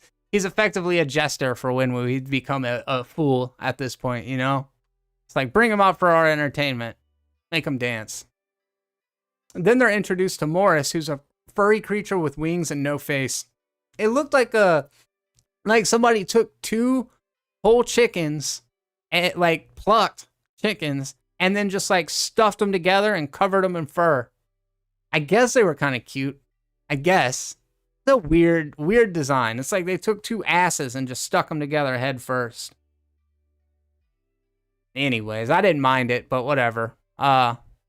Morris is from Talo, which is the mom's village, and I really like all of the different creatures that we see when we get to Talo. It kind of reminded me of what's that movie with Natalie Portman in it? Really good. Director of Ex Machina, Alex Garland, did it. It was called Annihilation, and it had a bunch of different kind of species of animals in them. Some looked like the nine-tailed white fox, which is actually a mythical god in Chinese lore. And I know Ari on League of Legends is also based on this character. I think it's Ari. It might be somebody else. And the character was played by Jamie Chung in Lovecraft Country. I wish I knew the name of the character. I guess I could pull it up real quick. Name of mystical.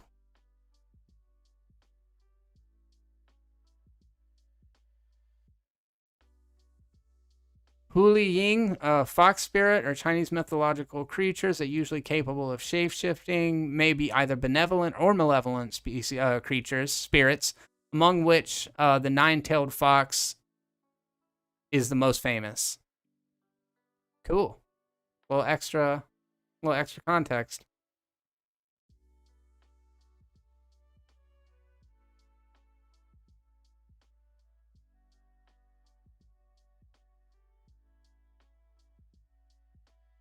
Let's see.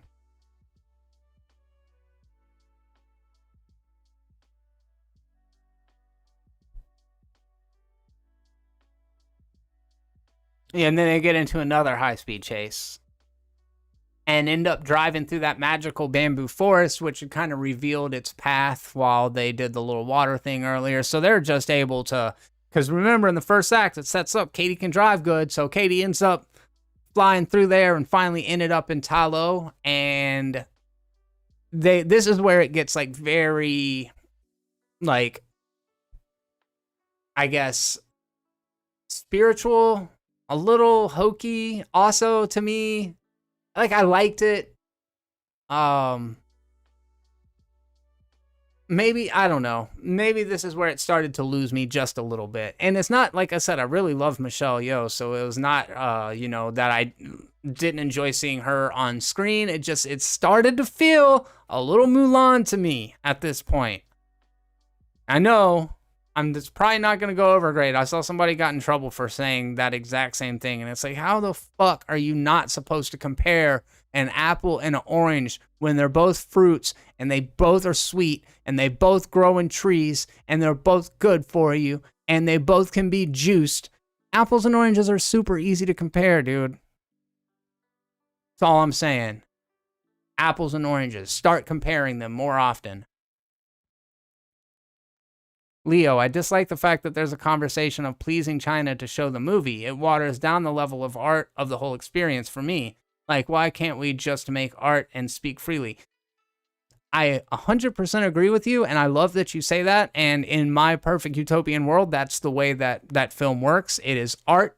However, art has always been commissioned by people in power ever since the beginning. It's been the wealthy and the elite that had the money to fund the artist. So even when we look at the work of like Michelangelo or Leonardo da Vinci, it's like they did self-portraits of powerful and wealthy people. But like, if you are an artist and the subject that you're going to draw is a 400-pound person with like deep acne scars and like bald on their head and stuff, and if you paint them in a light that they don't like, they could just like behead you in front of the entire village.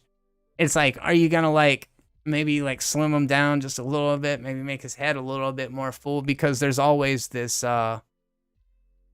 there's always power behind the funding. And ultimately, while we look at Disney and we think magic, right? And I do too, like I grew up loving that stuff. You see Disney and you think magic. The truth of the matter is it's a bunch of people in suits and boardrooms, really more concerned with the bottom line and making money and profits than anything else. And that's why a lot of these movies are so very formulaic, because the formula works. The formula is an algorithm. The formula was like refined and polished and condensed down to like, we know what it is that audiences want, down to like at what point in the act different actions happen, what kind of characters we like to see. So unfortunately, big budget movies are always going to be so heavily influenced by what the masses want, where there are, a million indie movies that come out every year that are never meant to make any money. They're just passion projects. They're made for the love of film. And not that all these movies aren't made by film lovers. They definitely are. There are so many people that put their hearts and souls into all of these movies. But there's some fucking filmmakers out there, they don't have to answer to anybody. They got $500,000 in financing from a friend or something, or some, whatever the situation. And they're just able to go out there and make money. I mean, make movies, but that's not the business that Disney's in, unfortunately. Yes, DJ Alex R, absolutely. But agreed, Leo. I mean, fundamentally, I am so on the same page as you. Leo, I feel Katie is a good example of people having to love themselves because she wasn't confident in the beginning, but was a hero since the beginning with her bomb driving power. Yeah, Rocket versus Katie. That's a good point. That's a really good point. Bat fan, going against what they want could also risk the relationship they have for future movies as well as this one at the moment. Yeah, correct. Jeremy Harbin, yeah, unfortunately, a lot of rich and powerful people have sold out to China, even though they have enslaved a group of people and are doing horrific acts to those people. Yes, yes. Dakota, what's up? Welcome to the conversation. Jeremy's just upset he can't have a Morris of his own. I am too, buddy. I am too.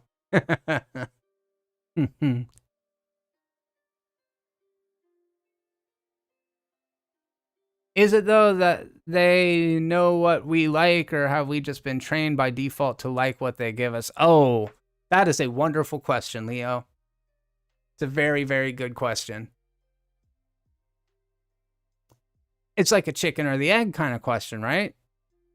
Like, that's really difficult to try to...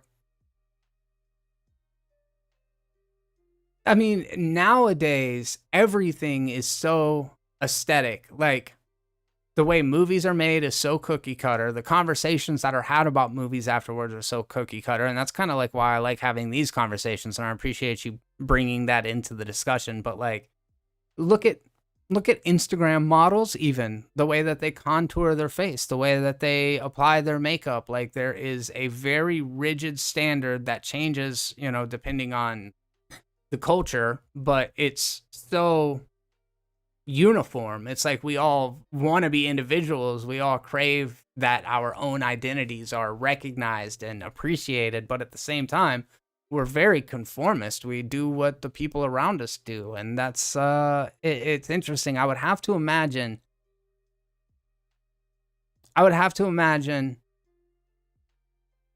we like things that we're familiar with. So there's probably an element of both, but that is a very good question.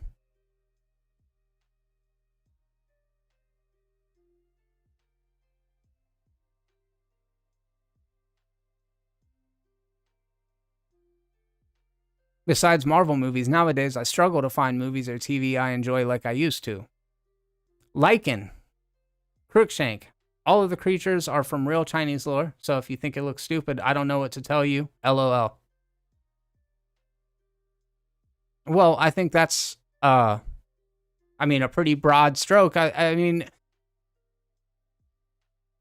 unless any of those creatures from lore were fully realized, as in they were, like, created as 3D scale, like, models of what they were supposed to represent based on, like, transcripts or, you know, language or old illustrations, they're fictional characters, so they don't, I mean, they look like whatever the artist portrayed them at, or whatever they were described as, right? Like a Hydra. You know, a Hydra has multiple heads, right? It's a serpent-like creature with multiple heads. You know, a Cerberus or Cerberus is a 3-headed dog thing that guards the gates of hell. Like, those are real things from lore. There are also a million different ways that you could portray either of those things. Just because the fundamentals are there, just because the defining attributes are there, doesn't mean that everything else about it is perfect. Like, I could think of a dozen different Hydras depicted throughout different media.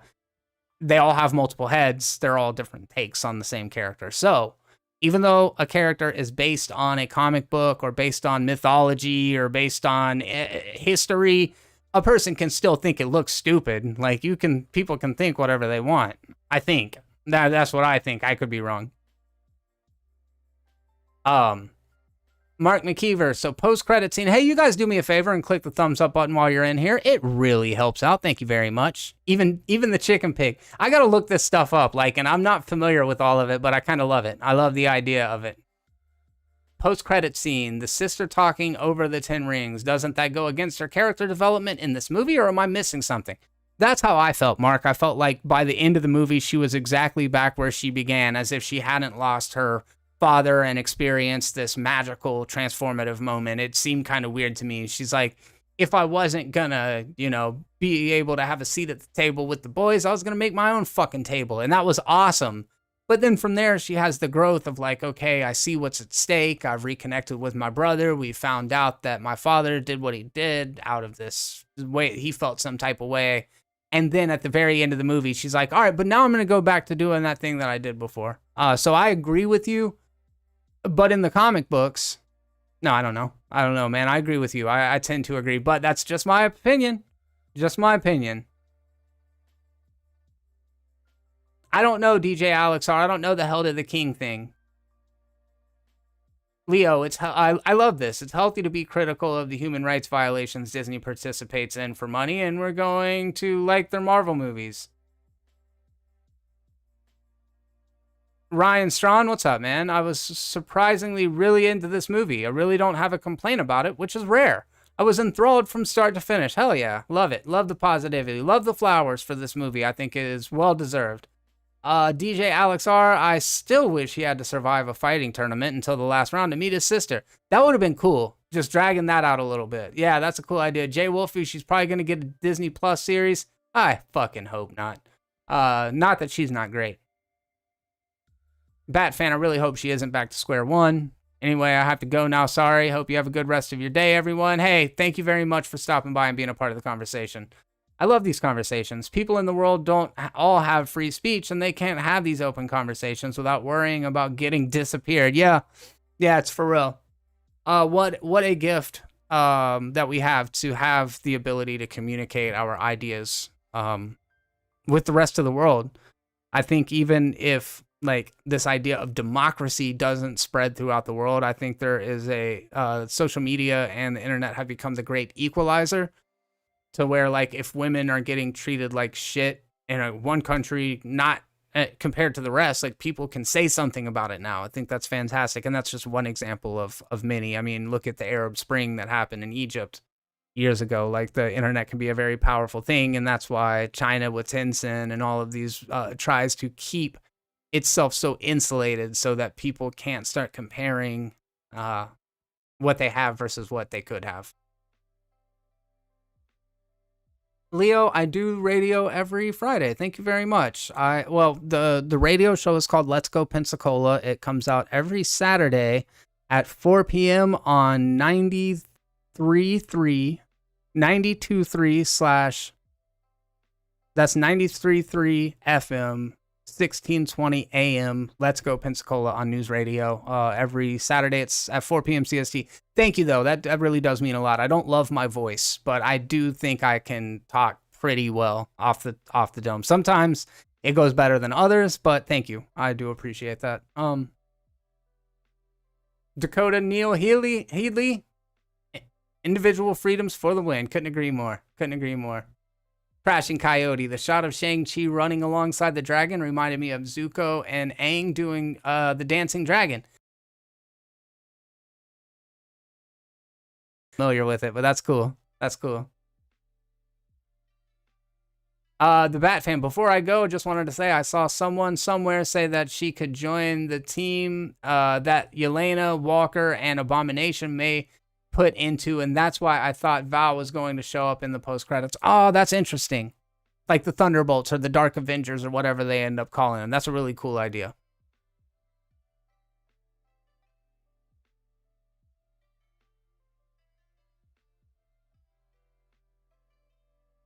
Thank you, Jay Wolfie. I appreciate that. Oh, we got somebody listening from LA. Leo in LA. Love to see it. Not everyone has equal access to good internet or internet at all. Freehold and Hartman from AT&T. I was having some internet issues, and Matt as well was having some internet issues. It's those monopolies. That's a whole other thing. You know what grinds my gears? Thunderbolts. Think it's the Thunderbolts, but not 100% sure.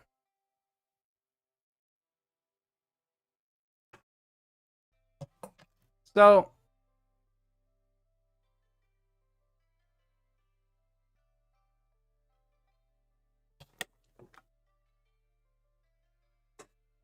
yeah, the last fight scene ends up happening, and I really did like that moment that the woman shares with Katie, where she says, "If you aim at nothing, then you hit nothing." That was a nice little line, and I think that the fact that she and Chong were able to like save the day at the end, even in front of all these, experienced warriors and stuff. It's like, yeah, I mean, this movie was theirs, so that makes sense. I don't have an issue with that. I kind of think that everything played out the way that it should. And I like so much of this movie. I didn't dislike the kaiju fight at the end. I thought they set up the Great Protector pretty well, but the whole thing happening behind the wall with the dragon scales protecting it and this big monster behind the scenes, this big ancient entity, like all of that, it felt random and kind of unnecessary, but it did very much add to the spectacle, and it gave us another layer to the proceedings. It made it more varied, and I don't have an issue with it. I just didn't think it was great. That's not the direction that I would have went. But I really, like when you go to a Chinese restaurant and there's those like lion protectors, they're like casting gold and they're like flanking both sides of the doorway as you go in, kind of like gargoyles or whatever. I thought those were really fucking cool, and they were cute, kind of like hanging out, being cats and stuff. I liked those things. They had like tusks underneath. Thought those were cool. I thought those were cool. Katie with the bow and arrow was very silly to me. I get it.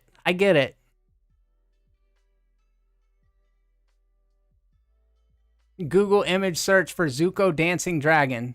Zuko dancing dragon. I'm supposed to go over there later, Mark. I am getting blown up by family though, so I got to make sure that everything's good there. I'm going to do that shortly. Oh, yeah, dude. I can totally see that. That is so similar. I'm referring to the dancing dragon that we were just told about by Crashing Coyote. That's pretty cool.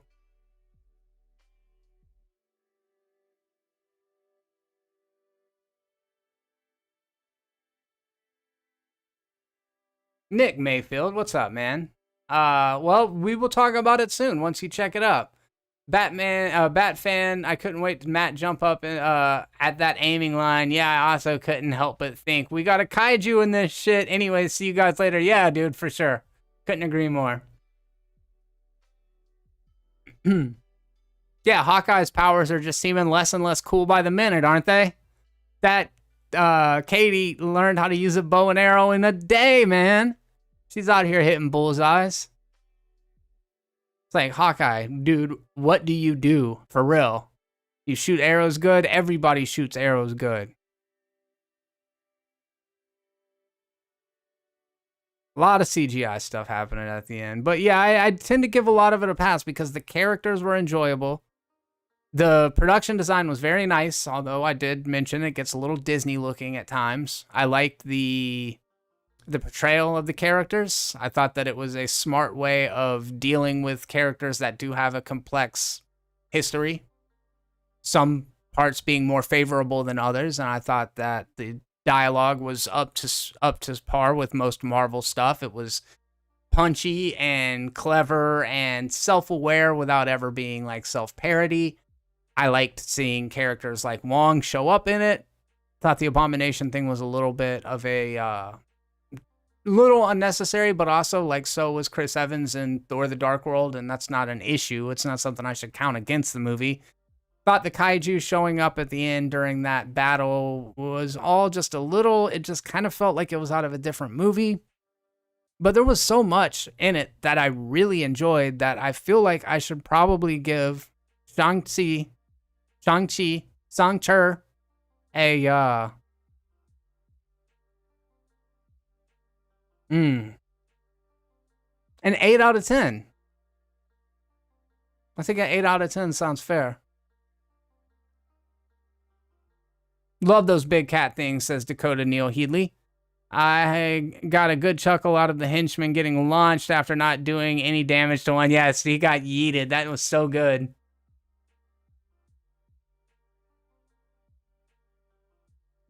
Leo, I feel like the experience of this movie heavily goes into how it is received. Far From Home and MOM. Multiverse of Madness. Sorry. I'll watch the D-Box or 3D version. The general version was fine, but IMAX might be better. Yeah, IMAX I highly recommend for this movie. Funny that you said Mulan earlier, because by the end, I thought Wizard of Oz. I can see that too. I can definitely see that too.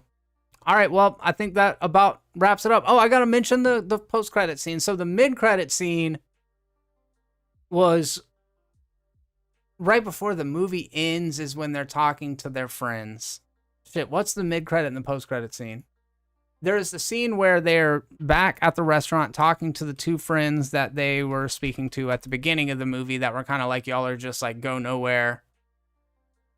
And then they're breaking down everything that happened over the last week, which was awesome. Really enjoyed that.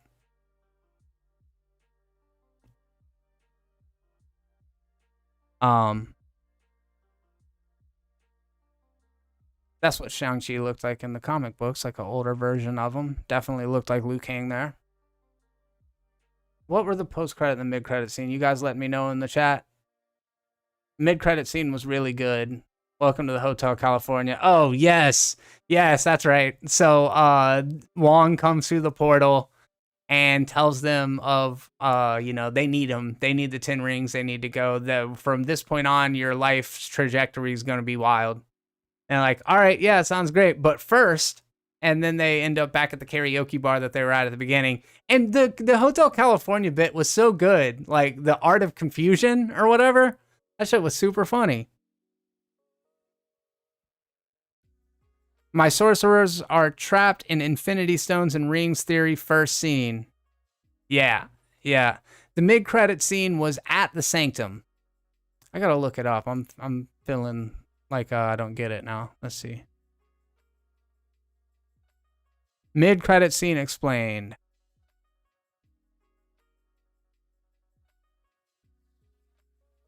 No obvious comic book connection between the rings and anything currently going on in the MCU. They don't even have anything to do with Shang-Chi in the comics. Nor does their comic book origins give us any. They were actually alien devices that the Mandarin found in a crashed spaceship, but those aliens, shape-shifting dragon people called the Makluans, aren't any we've met before now. Though it does seem very possible that the dragon was locked away, and Tao Lo could become one of these. That little data point wouldn't this is all nonsense.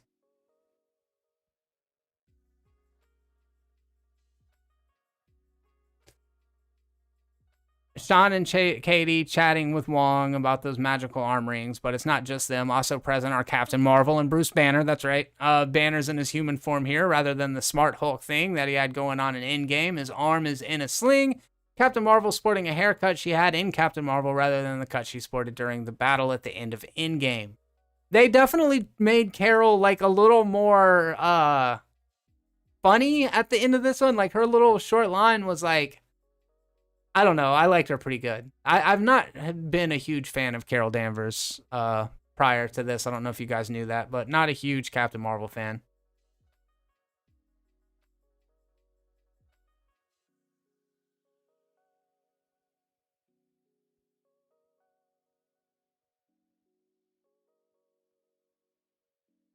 Jeremy Harbin believes the Eternals may have created the rings. Yeah, I agree. That's exactly what I was thinking.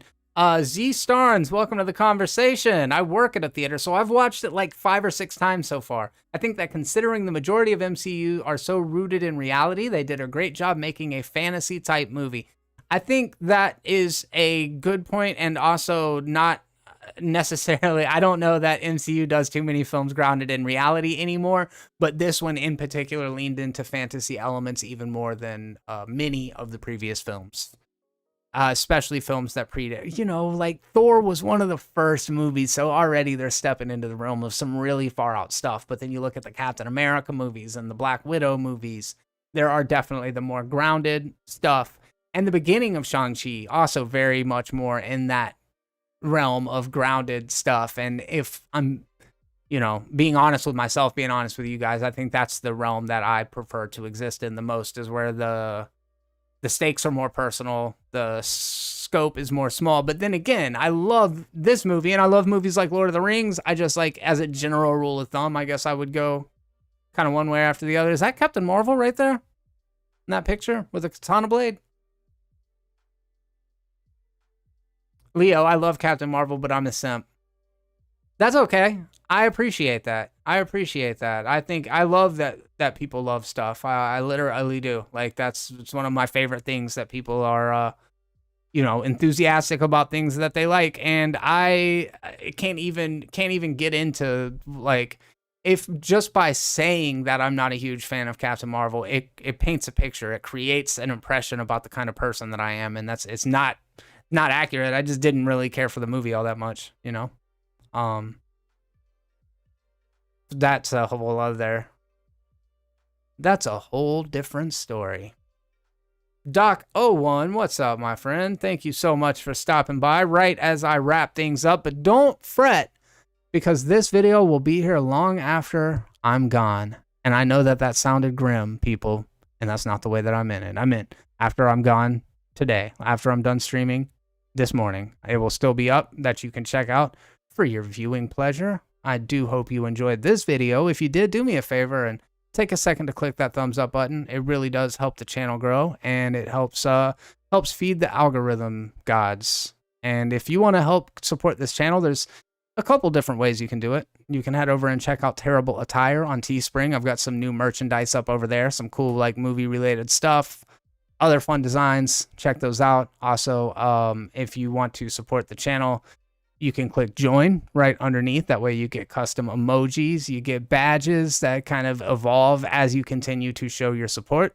It's $5 a month. I get a portion of that. And then if you want to head over and check out Movies Are Terrible on Patreon, there's a couple different tiers. Take a look at them, decide which one's right for you. And then when the time comes, you can consider supporting this little corner of YouTube. And other than that, if you don't do any of that shit, other than click the like button, you got to click the like button. Otherwise, I think you're a scumbag. But if you don't do any of that other stuff, I'm still glad you're here. It means a lot to me. Maybe if you're watching this video and you don't have a YouTube account, like you're not logged in, then I don't think you're a scumbag.